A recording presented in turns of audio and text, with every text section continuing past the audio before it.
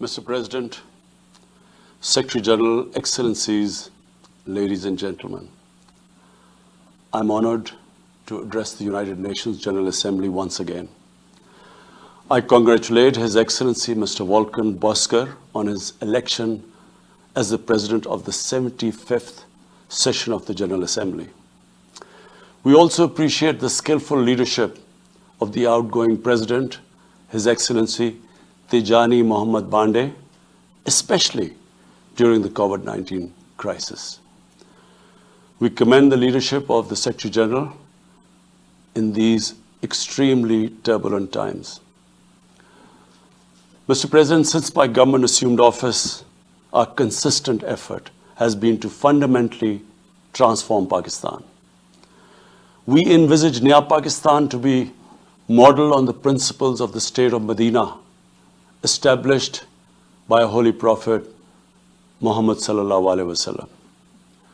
A just and humane society where all government policies are directed at lifting our citizens out of poverty and creating a just and equitable dispensation. To achieve this goal, we need to have peace and stability.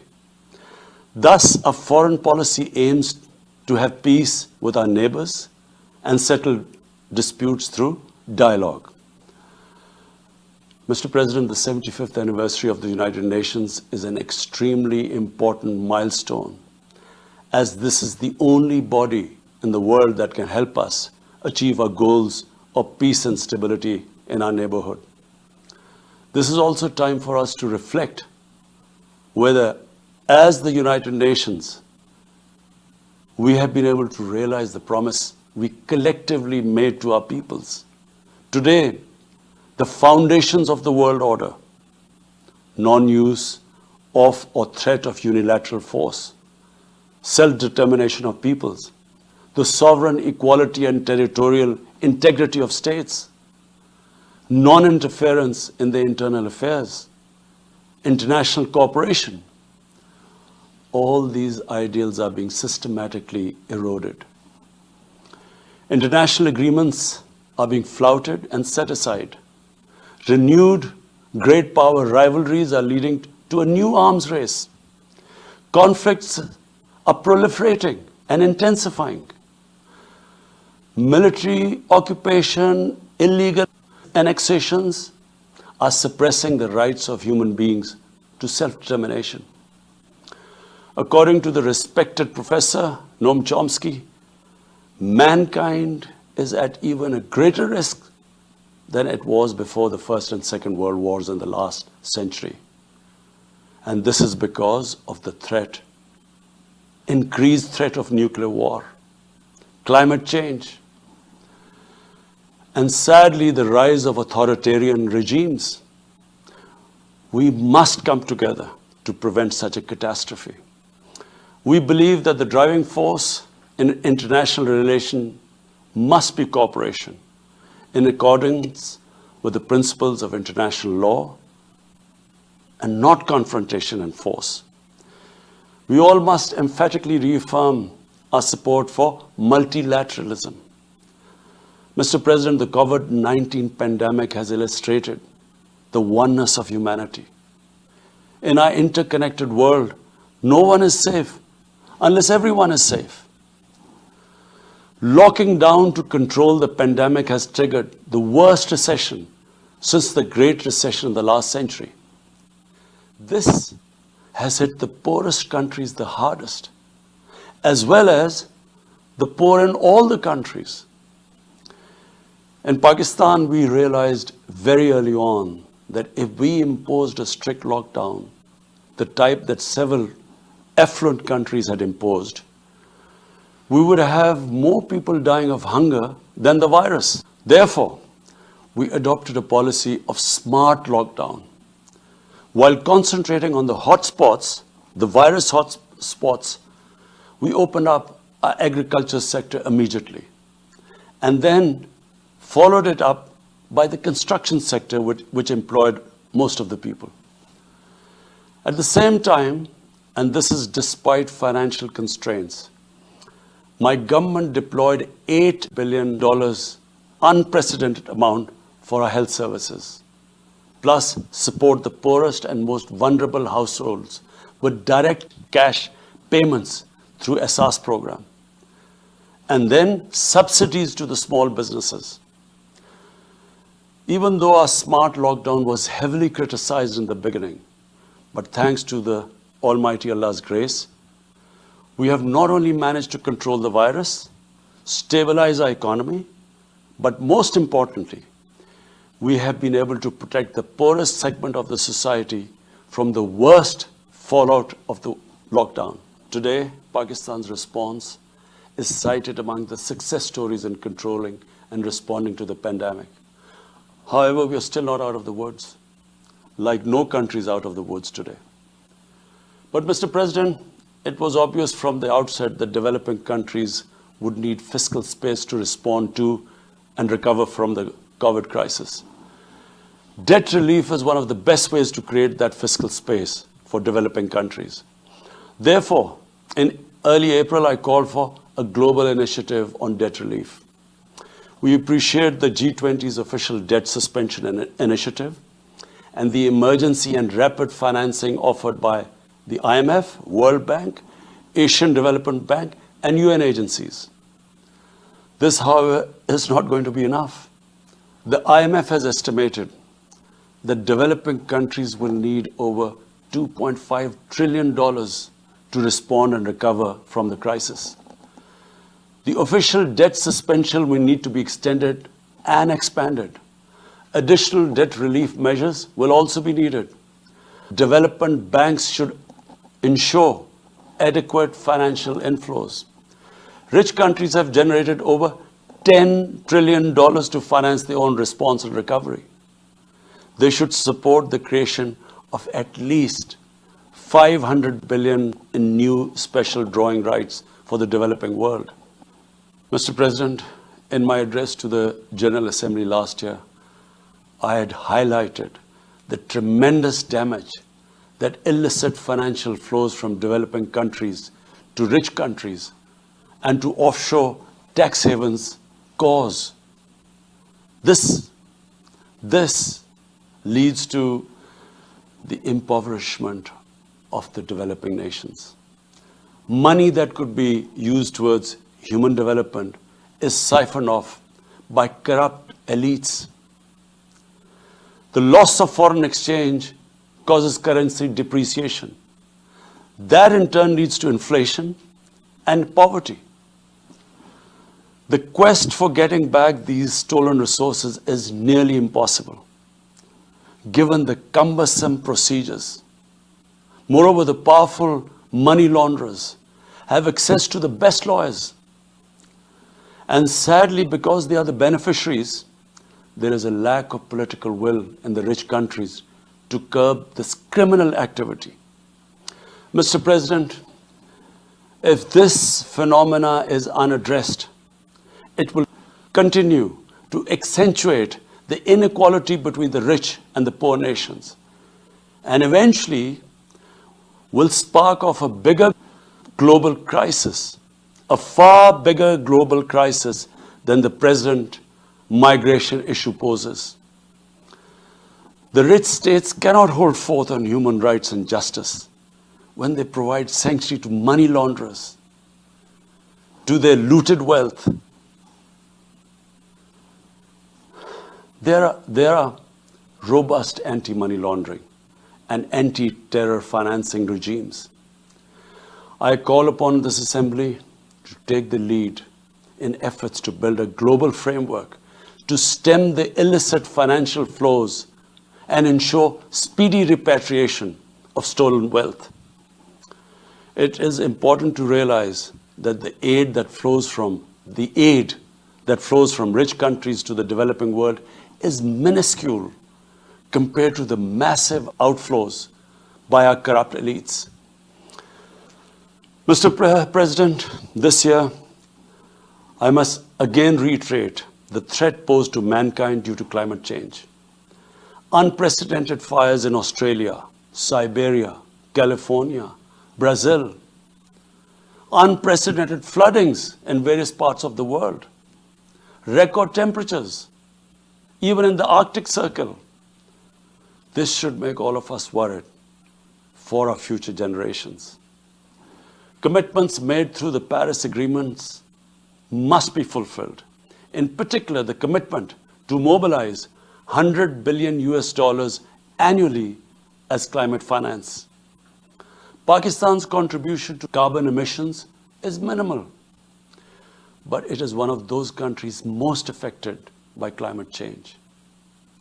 Yet, we have decided to take the lead as we consider addressing climate change a universal responsibility.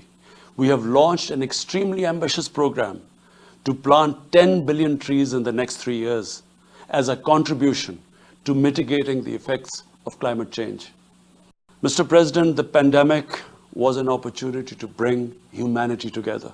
Unfortunately, it has instead fanned nationalism, increased global tensions, and given rise to racial and religious hatred and violence against vulnerable minorities in several places. These trends have also accentuated Islamophobia. Muslims continue to be targeted with impunity in many countries. Our shrines are being destroyed. Our Prophet Muhammad sallallahu alaihi wasallam insulted. The Holy Quran burnt. And all this in the name of freedom of speech. Incidents in Europe, including republication of blasphemous sketches by Charlie Hebdo, are recent examples. We stress that willful provocations and incitement to hate and violence must be universally outlawed. This assembly should declare an international day, combat Islamophobia, and build a coalition to fight the scourge that splits humanity.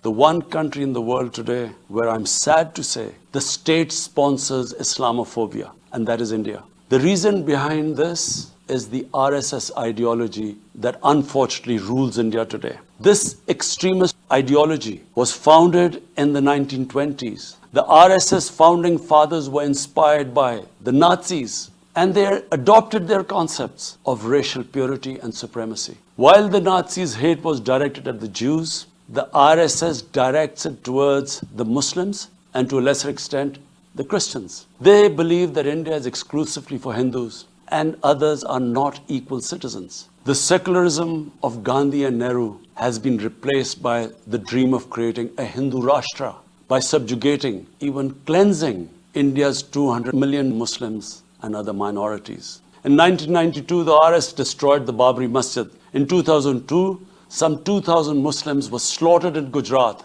and this was under the watch of Chief Minister Modi. In 2007, over 50 Muslims were burnt alive by RSS arsonists aboard the Samjhauta Express train. In Assam, around 2 million Muslims face the prospects of being arbitrarily stripped of their nationality through the adoption of discriminatory laws. There are reports of large concentration camps being filled by Muslim Indian citizens. Muslims were falsely blamed, vilified, and victimized for spreading the coronavirus. They were denied medical attention on many occasions. Their businesses were boycotted.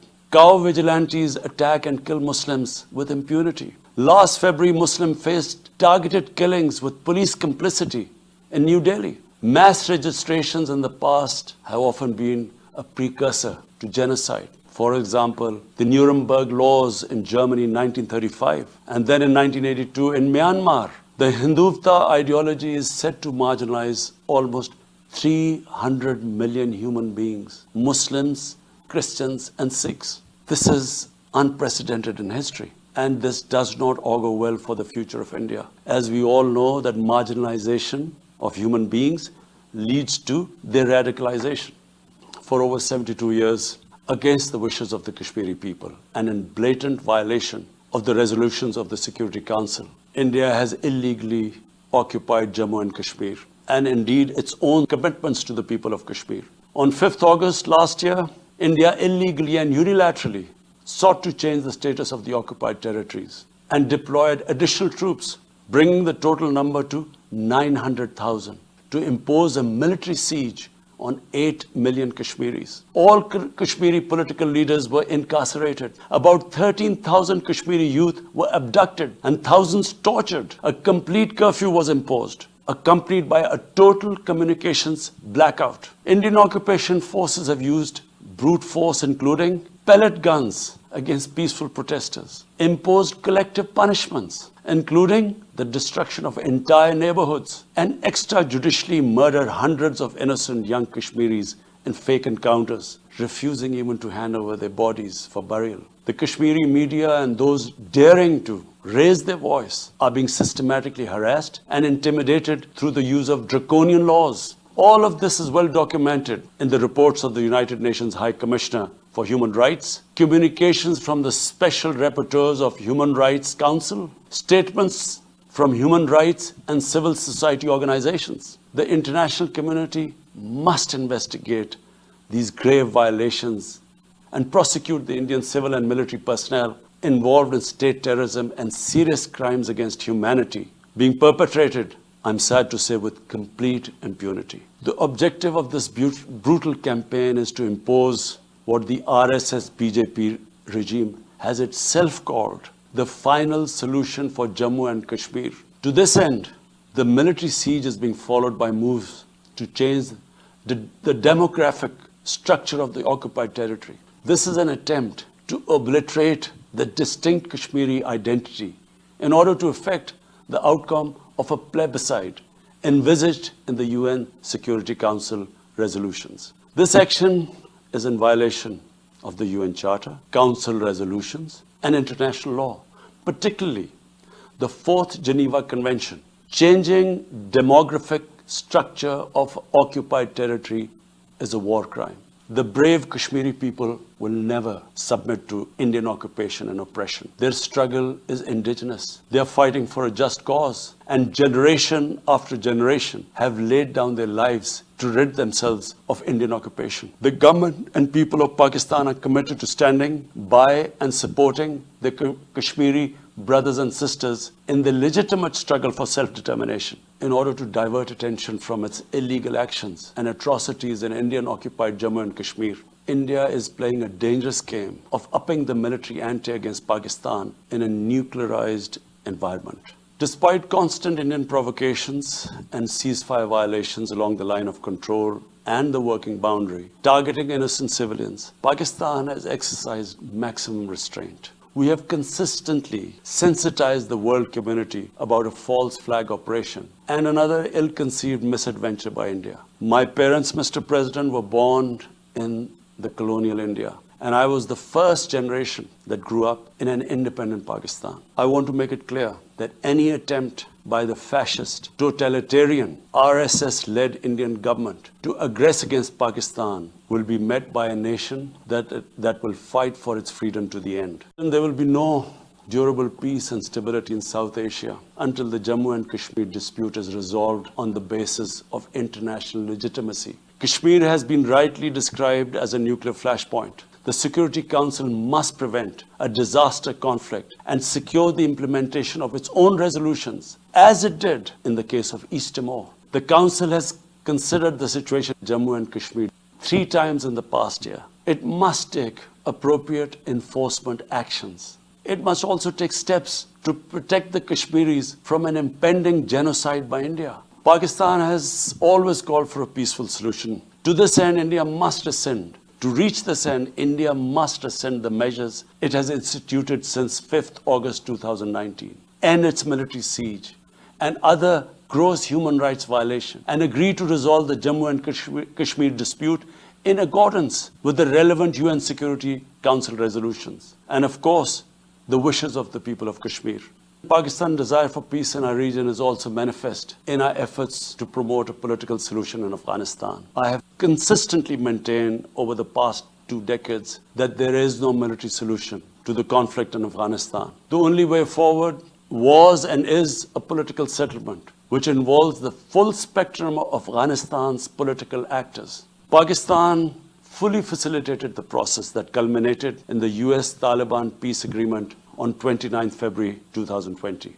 Pakistan is deeply gratified that it has fulfilled its part of the responsibility. The Afghan leaders must now seize this historic opportunity to achieve reconciliation and restore peace in their war war-torn country. Through the intra-Afghan negotiations that commenced on 12th of September, they must work out an inclusive, broad-based and comprehensive political settlement. The process must be Afghan-led and Afghan-owned, and without any interference or outside influence.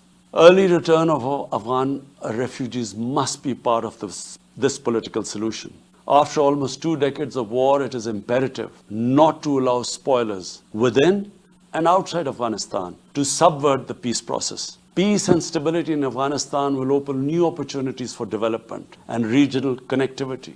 Palestine remains a festering wound. A just and lasting settlement is indispensable for the Middle East and actually the world. Illegal annexations of Palestinian territory, the building of illegal settlements, and the imposition of inhuman living conditions on the Palestinian people, especially in Gaza, cannot bring peace to a troubled region. Pakistan continues to support a two-state solution in line with the UN General Assembly and Security Council resolutions within the international agreed parameters, and they are pre-1967 borders, and Al-Quds, Al-Sharif as the capital of a united, contiguous and independent Palestinian state. Mr. President, the United Nations remains the best legitimate avenue for collective action in managing international conflicts, fostering peace and security, promoting equitable development and addressing global problems. I urge the Secretary General to take the lead in preventing global conflicts. He should convene summit-level meetings to address regional hotspots and resolve outstanding disputes. The United Nations should be made fully responsive to the challenges of our times. A comprehensive reform of the United Nations, including the Security Council, is essential to promote greater democracy, accountability, transparency, and efficiency. Pakistan will continue to participate actively in this process and endeavor with other member states to build a world where conflict is outlawed and equitable prosperity for all pursued in conditions of peace and security.